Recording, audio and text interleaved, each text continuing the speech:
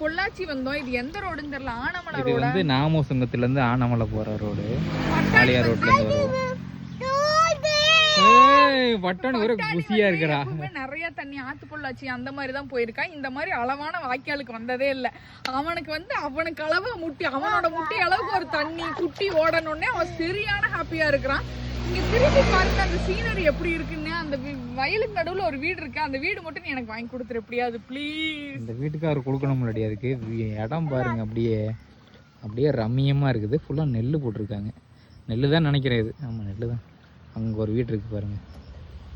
வீடா இல்லை மோட்டர் ரூமான்னு தெரியல. வீடு மாதிரி தான் இருக்கு. ஆனால் அந்த இடத்துல ஒரு வீட்டை கட்டி வாழ்ந்தா அவனை விட பணக்காரன் இந்த உலகத்தில் வேற யாருமே இல்லை. அப்படி ஒரு இடமா இருக்கு. எப்படி இருக்கு? சூப்பரா இருக்க. எப்படி இருக்கு? வியான் அது ஒரே குசியில் இருக்கிறான். வியான் வியான் இங்க பாரு எப்படி இருக்கு. சூப்பரா இருக்கு.